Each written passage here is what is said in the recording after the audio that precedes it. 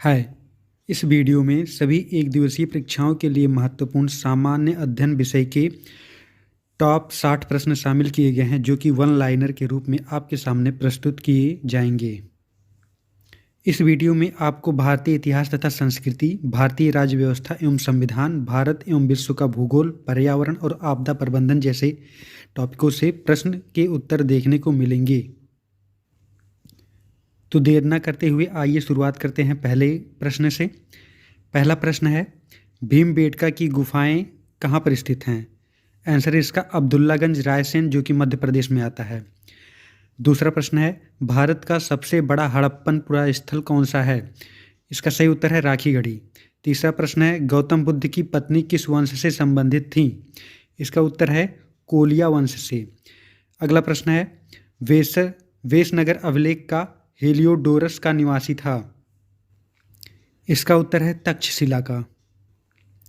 अगला प्रश्न है, मौर्य काल में टैक्स को छुपाने यानी कि चोरी के लिए क्या दिया जाता था?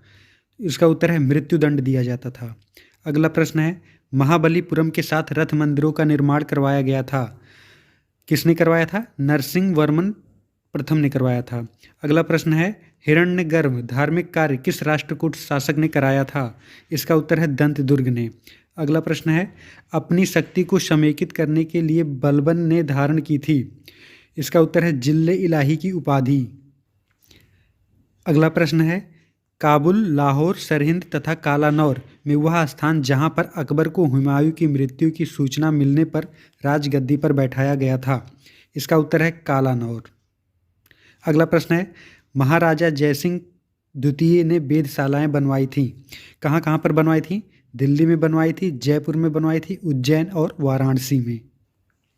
अगला प्रश्न है, 1857 के संग्राम के झांसी, मेरठ, दिल्ली तथा कानपुर केंद्रों में सबसे पहले अंग्रेजों ने पुनः अधिकृत किया? सबसे पहले उन्होंने दिल्ली को अधिकृत किया था। अगला है, फारसी साप्ताहिक मिरातुल अखबार को प्रकाशित कौन करता था? इसका उत्तर है राजा राममोहन राय और यह फारसी भाषा में होता था। अगला प्रश्न है, भारतीय राष्ट्रीय कांग्रेस का वह अधिवेशन जिसमें बाल गंगाधर तिलक अभिव्यक्ति किए थे, स्वराज मेरा जन्मसिद्ध अधिकार है और मैं उसे लेकर रहूँगा, तो इन्होंने यह अभिव्यक्ति व्यक्त की थी लखनऊ अधिवेशन जो कि 1916 में हुई थी। अगला प्रश्न है, मुजफ्फरनगर में किंग्सफोर्ड की हत्या का प्रयास कब किया गया था? इसका सही उत्तर है 1908 में। अगला प्रश्न है, भगत सिंह, राजगुरु तथा सुखदेव को फांसी कब दी गई थी? तो यह 23 मार्च 1931 को फांसी दी गई थी।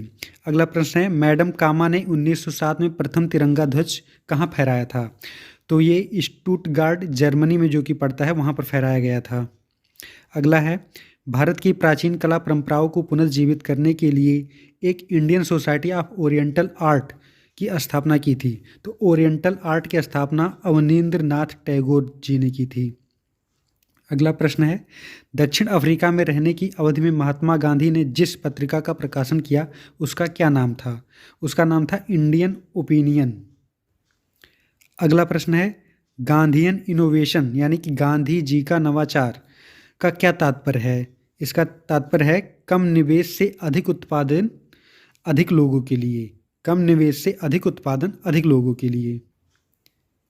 अगला प्रश्न है, चंपारण में तिनकठिया प्रथा का क्या तात्पर्य था? तिनकठिया प्रथा का तात्पर्य था 3/20 भूभाग पर नील की खेती करना। अगले 10 प्रश्न भारतीय संविधान और राज्य व्यवस्था से लिए गए हैं, जिसमें पहला प्रश्न है, भारत निर्वाचित संविधान सभा द्वारा भारत के संविधान का निर्माण करने का प्रस्ताव कब किया गया था या किसके द्वारा किया गया था? तो ये क्रिप्स मिशन के द्वारा किया गया था।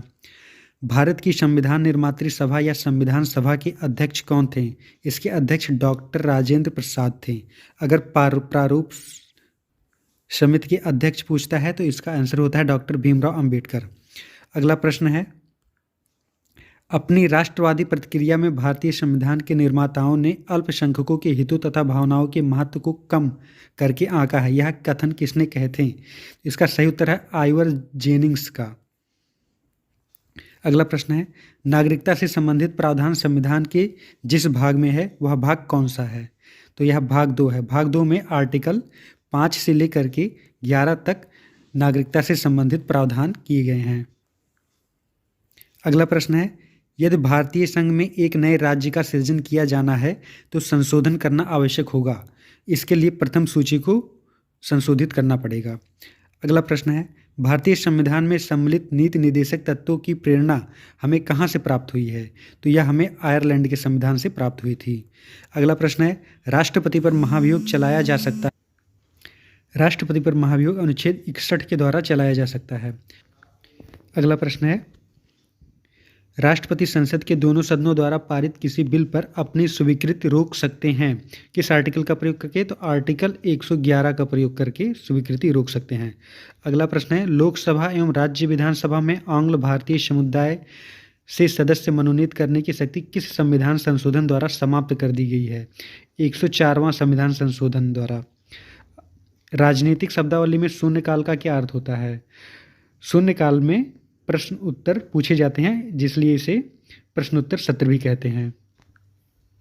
अगला प्रश्न है, भारत का 53वां tiger reserve Ranipur tiger reserve विस्तृत है? तो ये उत्तर प्रदेश के चित्रकूट जिले में विस्तृत है। अगला प्रश्न, विश्व का सबसे बड़ा वानस्पतिक उद्यान स्थित है? क्यू, जो कि इंग्लैंड में पड़ता है, वहाँ पर स्थित है। Bandipur project tiger reserve Bharat के जिस राज्य में स्थित है वह कौन सा राज्य है? कर्नाटक है। भारत का वह बाघ अभयारण्य जिसका अपना आधिकारिक शुभंकर भूर सिंह द बारासिंगा है? तो ये है कान्हा टाइगर रिजर्व, जो कि मध्य प्रदेश में पड़ता है। राष्ट्रीय पर्यावरण अभियांत्रिकी शोध संस्थान कहाँ पर स्थित है, जिसे नीरी के नाम से भी जाना जाता है? तो ये नागपुर में है।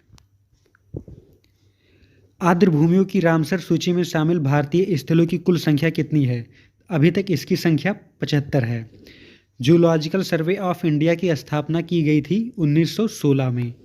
यूनेस्को द्वारा प्रकाशित एक रिपोर्ट के अनुसार विश्व की कितने प्रतिशत आबादी के पास सुरक्षित पेयजल नहीं है, यानी पीने के लिए सुरक्षित जल उपलब्ध नहीं है? तो 26% आबादी के पास। गौरैया के पतन के बारे में जागरूकता पैदा करने के लिए विश्व गौरैया दिवस कब मनाया जाता है? विश्व गौरैया दिवस 20 मार्च को मनाया जाता है। अगला प्रश्न है, राजस्थान में वर्ष 2018 में राज्य के भौगोलिक क्षेत्रफल का 29 नहीं रहेगा, यहाँ पे रहेगा 2.91% क्षेत्र संरक्षित वन क्षेत्र के अंतर्गत आता था, जो वर्तमान यानी कि 2023 में बढ़कर कितना हो गया है? तो 3.92% 2023 में हो गया है। अगला प्रश्न है, आर्द्र भूमियों के संरक्षण के लिए रामसर में सम्मेलन हुआ था। रामसर ईरान में पड़ता है, वहाँ पे 1971 में एक सम्मेलन हुआ था। भूतल पर CFC यानी क्लोरोफ्लोरोकार्बन गैसों के उत्सर्जन स्रोत कौन कौन से हैं? इसका उत्तर है स्प्रे कैन डिस्पेंसर, वातानुकूलक, refrigerator, hair spray, shaving cream, विविध सौंदर्य प्रसाधन से CFC गैस उत्सर्जित होते हैं। अगला प्रश्न है, पर्यावरण में ग्रीन हाउस प्रभाव में वृद्धि होती है कार्बन डाइऑक्साइड के कारण। क्योटो प्रोटोकॉल किससे संबंधित है? जलवायु परिवर्तन व ग्रीन हाउस गैस से संबंधित है। 1992 के रियो पृथ्वी सम्मेलन में जारी एजेंडा 21 में एक महत्वपूर्ण विषय के रूप में शामिल किया गया था। तो एजेंडा 21 में प्रदूषण एक महत्वपूर्ण विषय के रूप में शामिल किया गया था। अगला प्रश्न है, पर्यावरण की रक्षा एवं सुधार के क्षेत्र में विलक्षण योगदान हेतु ग्लोबल 500 पुरस्कार प्रदान किया जाता है। संयुक्त राष्ट्र पर्यावरण कार्यक्रम के द्वारा ये पुरस्कार प्रदान किया जाता है। अगला प्रश्न है, ओजोन संरक्षण संबंधी अंतर्राष्ट्रीय संधि मॉन्ट्रियल प्रोटोकॉल पर हस्ताक्षर कब किया गया था? 16 सितंबर 1987 को इस प्रोटोकॉल पर हस्ताक्षर किया गया था। अगला प्रश्न है, भारत की जलवायु परिवर्तन पर प्रथम राष्ट्रीय योजना प्रकाशित हुई। तो ये 2008 में प्रकाशित की गई थी पहली बार। पारिस्थितिक विज्ञान के तहत अध्ययन किया जाता है, वातावरण एवं जीव समुदाय का अध्ययन किया जाता है। अगला प्रश्न है, वायुमंडल में सर्वाधिक मात्रा में पाई जाने वाली गैस कौन सी है? नाइट्रोजन गैस वायुमंडल में सर्वाधिक मात्रा में पाई जाती है, यह लगभग 78% पाई जाती है। अगला प्रश्न है, भारत को दो लगभग बराबर भागों में विभाजित करने वाला अक्षांश कौन सा है? 23 डिग्री 30 मिनट उत्तरी अक्षांश रेखा, जिसे कर्क रेखा के नाम से भी जाना जाता है, यह भारत को दो बराबर भागों में विभाजित करती है, उत्तरी भारत दक्षिणी भारत। बांग्लादेश की सीमा से लगे भारत के राज्य कौन कौन से हैं? तो बांग्लादेश की सीमा से मेघालय लगता है, असम लगता है, पश्चिम बंगाल लगता है, त्रिपुरा और मिजोरम लगते हैं। अगला प्रश्न है, पश्चिमी भाग में हिमालय की श्रेणियों का दक्षिण से उत्तर की ओर सही क्रम बताइए। तो दक्षिण से उत्तर की ओर क्रम है, सबसे पहले शिवालिक, फिर लघु हिमालय, फिर सबसे उत्तर में महान हिमालय आता है। अगला प्रश्न है, प्राचीन भारतीय ऐतिहासिक भूगोल में रत्नाकर नाम सूचक था, तो ये हिंद महासागर के लिए प्रयोग किया जाता था। बांग्लादेश में गंगा नदी को किस नाम से पुकारा जाता है? बांग्लादेश में गंगा नदी को पद्मा नाम से पुकारा जाता है। मौना लोआ एक सक्रिय ज्वालामुखी है जो कि कहाँ पे पाया जाता है? तो ये हवाई द्वीप पर पाया जाता है जो कि यूएसए में है। अगला प्रश्न है, महाद्वीप जिसमें प्रति व्यक्ति की भूमि सर्वाधिक है, तो ऑस्ट्रेलिया में प्रति व्यक्ति के हिसाब से भूमि सर्वाधिक है। रियो ग्रांडे नदी सीमा बनाती है मैक्सिको और संयुक्त राज्य अमेरिका के बीच। रियो ग्रांडे नदी सीमा बनाने का काम करती है। अगला प्रश्न है, पक्षियों का महाद्वीप के नाम से जाना जाता है दक्षिणी अमेरिका को। दक्षिणी अमेरिका को पक्षियों का महाद्वीप के नाम से जाना जाता है। अंतिम प्रश्न है, वह बंदरगाह जिसे विश्व के कॉफ़ी बंदरगाह के रूप में जाना जाता है, तो आंसर है सेंटोस।